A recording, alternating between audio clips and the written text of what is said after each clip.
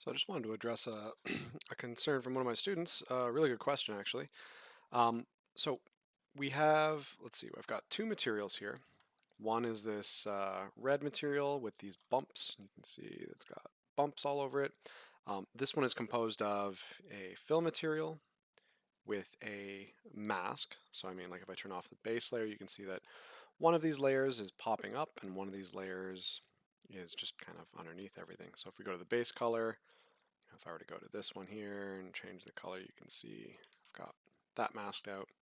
Anyway, so all it is just this material here. You can see the settings here. The height is at 0.5. And then the one above it has a height of 0.6. So the only thing that's changing is the height channel. So if I toggle this on and off, after tapping the C key to change this here, um, you get to see, you know, you have just a flat layer, and then I have a raised layer over top of it.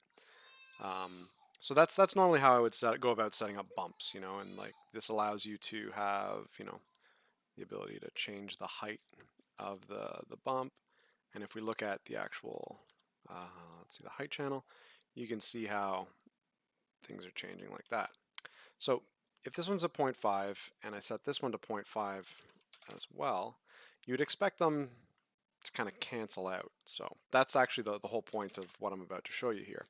What my student is running into is he has, like this one color, and then you put another color on top of it, which if the bottom layer is off, it should just read as, no bump whatsoever.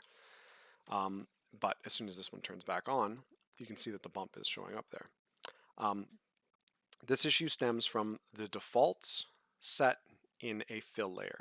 Okay, so like if you click here and you say add fill layer, there's two things that I always, always, always change before I start working on anything.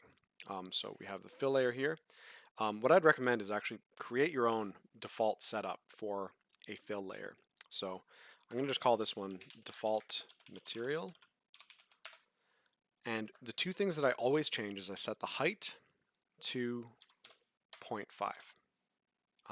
So let's take a look at this. So if I go to the height channel, you see it's gray, so 0.5. If you go to 0, it goes black. If you go to 1, it goes white. What I like to do is I like to put it to 0.5. And the very, very important part that a lot of people skip over, if you go to this tab here, it says base color. If I go down to height, you can see by default, it's set to linear dodge. Now what linear dodge does, if we go down here to the red material, you can see these are all set to linear dodge.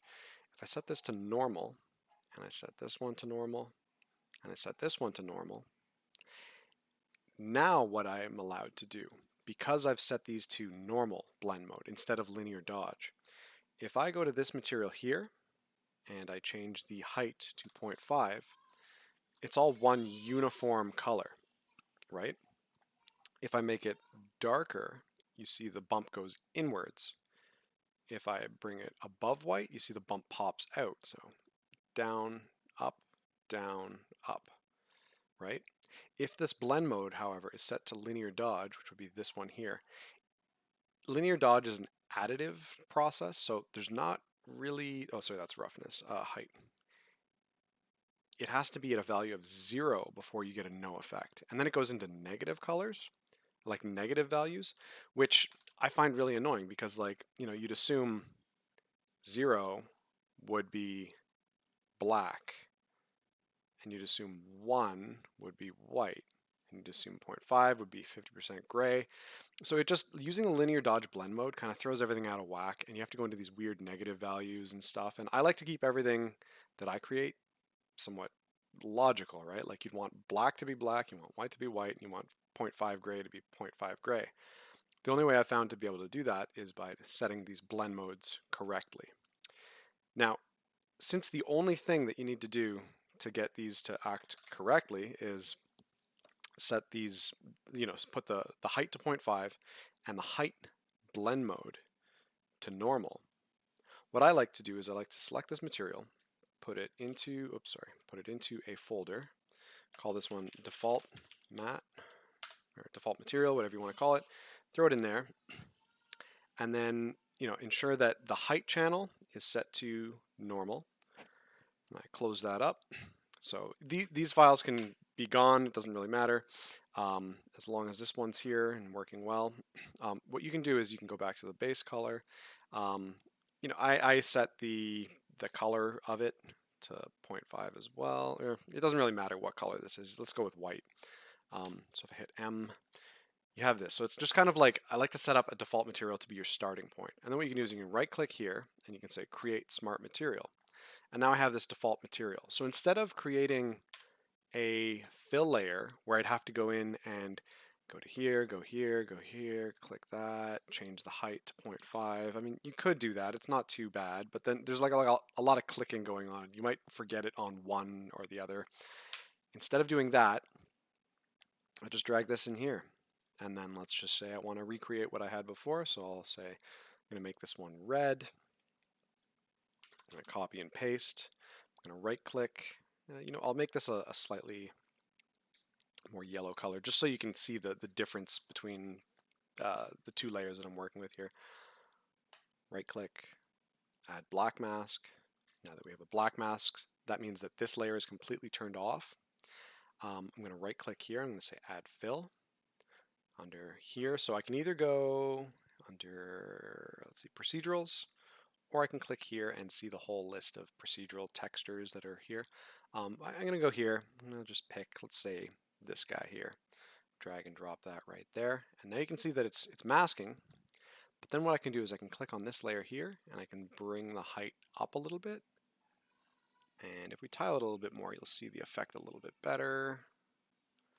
Yeah, there we go. So you can see it's bumpy.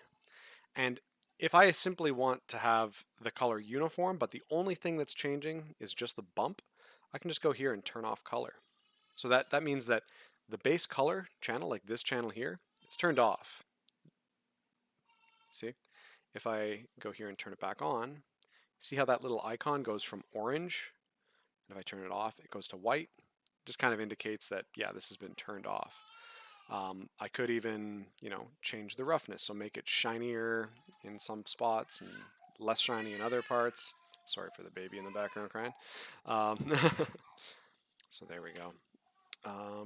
Yeah, so that's basically all I wanted to show you guys. Is just that's something that you should probably go out of your way to do early on, just to get the material set up correctly, so that you don't have to go through and alter the defaults that are built into the default fill materials.